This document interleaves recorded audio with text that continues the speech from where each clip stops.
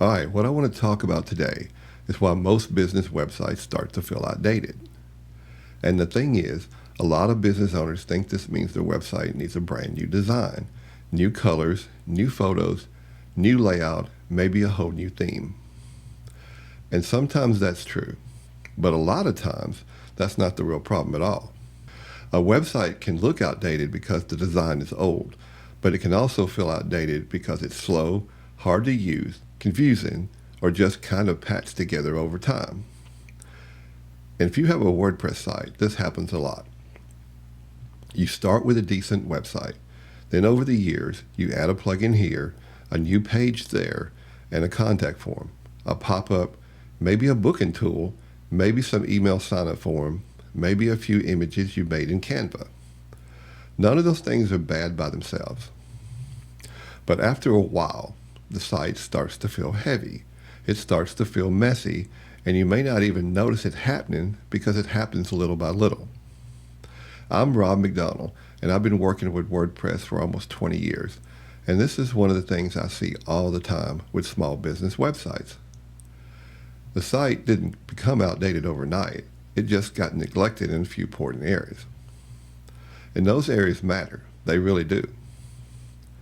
I'll put a simple checklist down in the pinned comment so you can follow along and look at your own site after this video. Now let me give you a quick example. I worked with a small service business owner. We'll call her Sarah. She had a WordPress website that was maybe 5 or 6 years old. It wasn't terrible. It had her services listed. It had some testimonials. It had a contact form. It had the basic stuff. But she told me, I don't know what it is, but my site just feels old. So we looked at it together. And yes, the design could have been cleaned up, but that wasn't the first thing I noticed. The first thing I noticed was that the homepage looked too long to load. The mobile version had spacing issues. The menu had too many choices. The contact form looked a little chunky, and there were plugins installed that she was not even using anymore. So the real issue wasn't just the look, it was the foundation. That's kind of where I want you to start.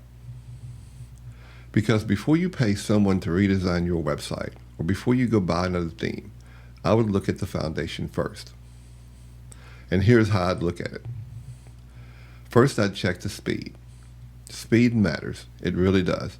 I say this all the time. Speed is probably the most important thing that your website can do. When someone clicks on your website, they're making a quick decision. They may not say it out loud, but they're asking, does this business feel professional? Can I trust them? Is this worth my time? If your website takes too long to load, that trust starts dropping right away. And a lot of times, slow speed comes from things like cheap hosting, oversized images, too many plugins, or a theme that is heavier than it needs to be. Now, when I say hosting, I mean the server where your website lives. It's kind of like your own little space on the internet. If that space is cheap, crowded, and slow, your website is going to feel slow no matter how nice it looks.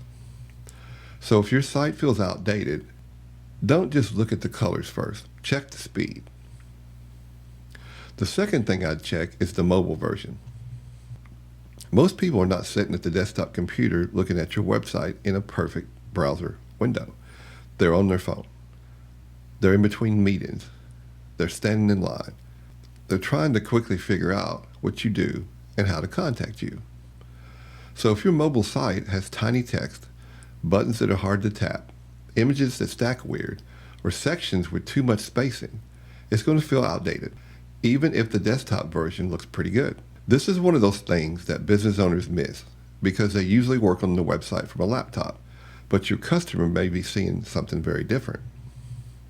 What I typically recommend is to open your site on your phone and go through it like you're a first-time visitor. Don't just look at it. Try to use it. Can you tell what the business does in the first few seconds? Can you find the services? Can you contact the business easily? Can you read everything without pinching and zooming? If not, that's part of why the site feels old. The third thing I would check is the navigation. A lot of times websites feel outdated because they're trying to show everything at once. The menu has too many links. The home page has too many sections. The footer has old pages. There are drop-downs inside drop-downs. And the visitor has to think too much. You don't want people to have to work hard to use your website. Your website should guide people. It should answer the basic questions fast. What do you do? Who do you help? Why should I trust you? What should I do next? That's the most important thing. You need to tell your viewer what to do next. If your website doesn't make those things clear, people may leave even if you're really good at what you do. And that's really the frustrating part, isn't it? You may be great at your business, but your website is not doing a good job representing that. The fourth thing I would check is old content. This is a big one. Maybe your services have changed. Maybe your prices have changed.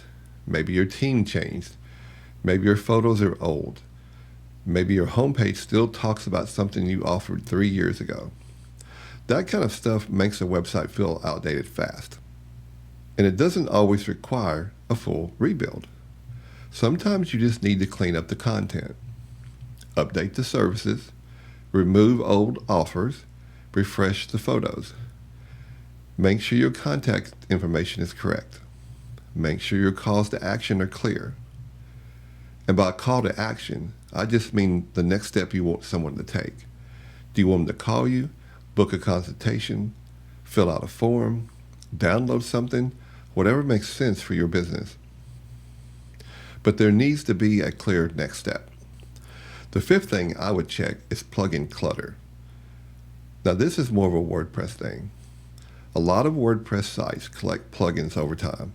A plugin is just an add-on that gives your website extra features.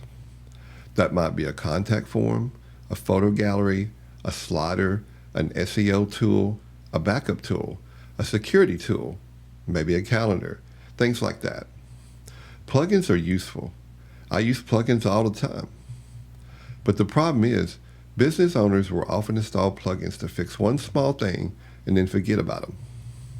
So years later, the site has 25 or 30 plugins, and some of them are not being used anymore. And that can slow the site down. It can create conflicts, and it can create security issues if those plugins are not being updated. So if your site feels outdated, I would look behind the scenes too. Not just at the home page. I would look at what's running in the background. The sixth thing I would check is whether the site still matches the business. This one is less technical, but it matters. Your business changes over time. You get better. You narrow your services. You learn what kind of clients you want to work with. You stop offering things that no longer make sense. But the website often stays stuck in the old version of the business. That creates a disconnect. The business has grown, but the website still feels like version 1, and visitors can feel it. They may not know exactly what is wrong, but something feels off. So I would ask a simple question.